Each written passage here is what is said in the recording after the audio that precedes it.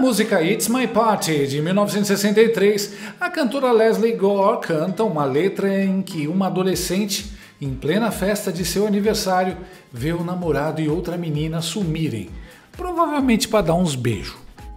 Aí ela, toda emburrada, canta o refrão: é a minha festa e se eu quiser eu choro. It's my party and I'll cry if I want to. Quem poderia cantar essa canção hoje são os Togados. A sessão para tentar censurar a internet, que seria a festa do STF, perdeu a graça. Só se fala nos advogados que encararam os ministros e deram um baile de argumentação neles. Sim, um dos convidados da festa, o advogado do Google, deu um nó nos Togados e viralizou justamente nas redes sociais que os iluministros tanto odeiam. A festa acabou antes de começar.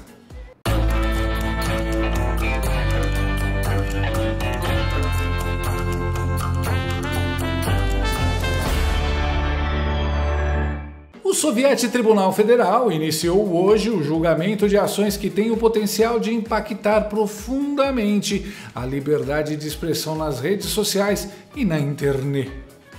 O julgamento envolve 3 processos que estão sob as relatorias dos ministros Dias Toffoli, Luiz Fux e Edson Fachin. O Soviético discutirá temas importantes. Entre eles estão as regras de funcionamento das redes sociais e o regime de responsabilidade pelo conteúdo publicado pelos usuários. O tema chegou ao plenário porque as discussões no Congresso Nacional não avançaram. Na Câmara dos Deputados, o projeto de lei conhecido como o PL da censura encontra-se parado, graças a Deus.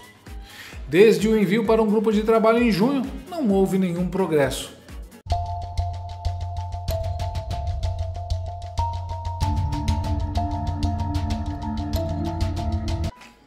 O julgamento se baseia no Marco Civil da Internet, que estabelece que as plataformas só podem ser responsabilizadas por conteúdos de terceiros caso não cumpram decisões judiciais.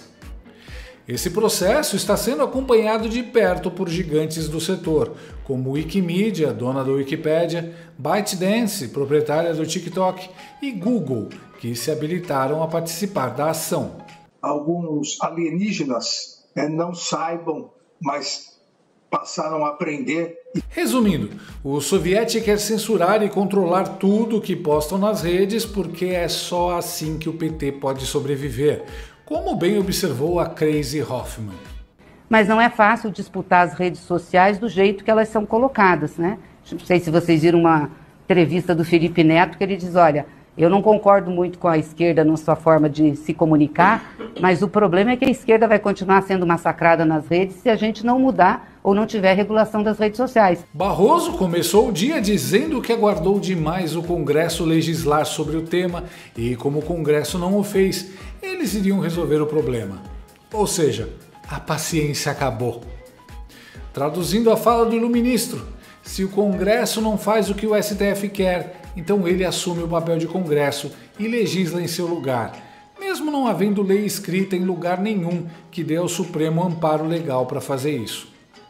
Se o Congresso não agiu, é porque a lei do Marco Civil da Internet está ok e não precisa ser alterada. O STF não pode mudar leis ou criar novas leis. Isso é inadmissível. Está invadindo indecentemente o poder legislativo. Por analogia, quando o Supremo demorar anos para julgar um caso, o Congresso então já pode ir lá e decidir por eles, né?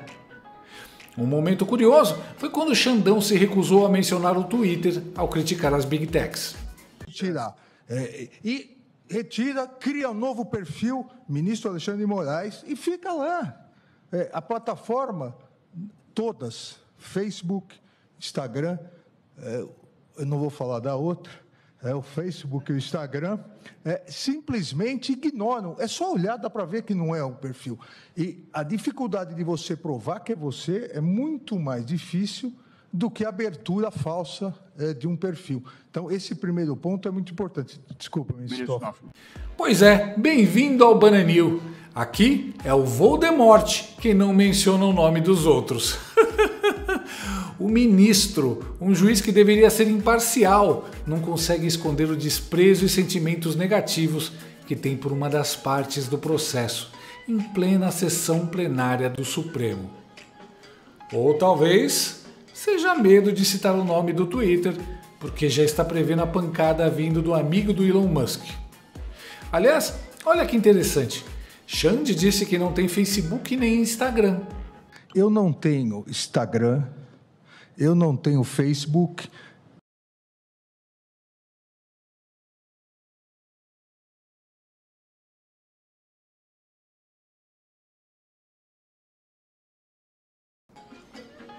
Pera, então a única rede social na qual o ministro Alexandre de Moraes mantém uma conta é justamente o Twitter?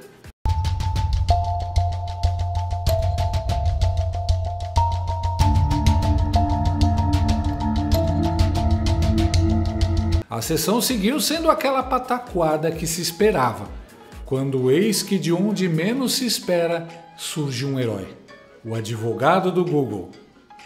O advogado Eduardo de Mendonça detonou os ministros do Soviete e destruiu os argumentos deles. Todos queremos um ambiente digital melhor, mas todos queremos também que a liberdade de expressão na internet não seja meramente nominal, que aquilo que é controverso e divisivo não seja colocado de lado. E uma passagem acadêmica muito inspirada, o presidente desse tribunal disse que a censura sempre começa com bons propósitos. Ela sempre começa, não só a censura, o cerceamento da liberdade de expressão sempre começa com bons propósitos, mas ele invariavelmente degenera, porque a censura é intrinsecamente aristocrática. Ela parte da premissa de que as pessoas não são capazes de olhar por si, precisam que alguém diga a elas ou esconda delas aquilo que elas não são capazes de assimilar. Se a proteção da democracia exige isso, se a proteção da democracia exigir que se crie todo tipo de incentivo à remoção de conteúdos que são controversos, então talvez no final o que sobre não seja exatamente a democracia liberal como nós a conhecemos.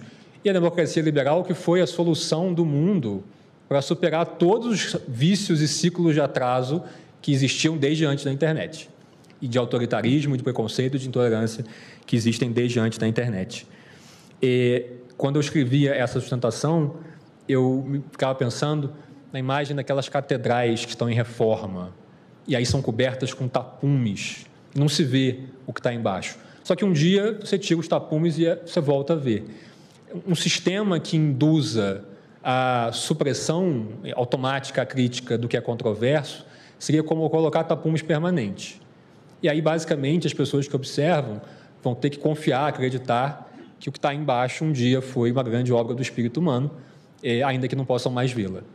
Nós honramos a história desse tribunal, que sempre esteve ao lado da liberdade de expressão, em temas muito difíceis, e temos a certeza e esperamos que o caminho da moderação, do aperfeiçoamento, também prevaleça aqui.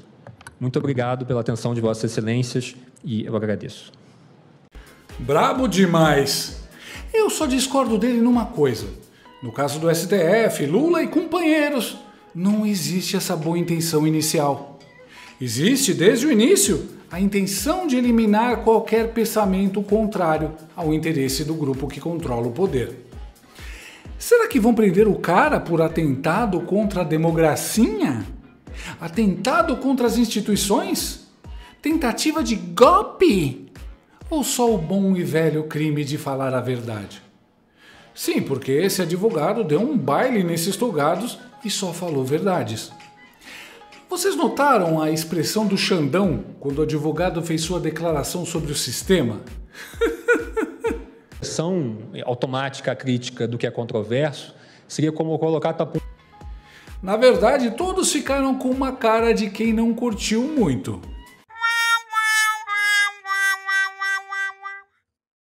É compreensível. Debutante nenhuma gosta de ver em seu próprio baile uma convidada chamando mais a atenção do que ela. Mas a verdade é que, apesar das belas falas, os Supremos não estão nem aí. Eles já têm um objetivo muito bem definido: censurar apenas um espectro político em nome do projeto autoritário de poder. São todos comunistas. Seguindo em frente, também foi perfeita a argumentação do advogado do Facebook, quem diria? E quando eu digo perfeita, Eu quero dizer que ele falou o óbvio, mas falar o óbvio hoje em dia é o diferencial. A que ponto chegamos? Para ele, apenas conteúdos com crimes específicos e graves, como exploração sexual infantil, devem ser passíveis de remoção sem ordem judicial. Ele lembra também que fake news e crimes contra a honra são conceitos abertos. As restrições que, porventura, devam ser apreciadas por essa Corte deveriam estar limitadas à mecânica do artigo 21 do mesmo Marco Civil, que prevê a hipótese de notificação e retirada.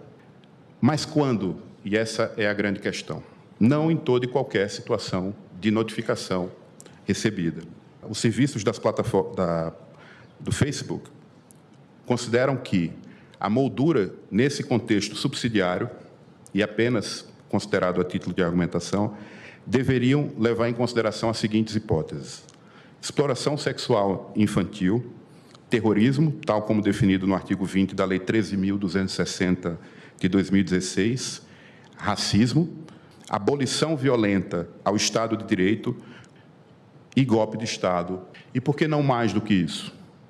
Porque conceitos abertos, senhor presidente, senhora ministra, senhores ministros, como fake news, desinformação, crimes contra a honra ou postagens manifestamente ilegais, incentivariam remoções excessivas e levariam, aí sim, a uma judicialização massiva para assegurar a publicação de conteúdos com tais características. E essa Corte, eu não preciso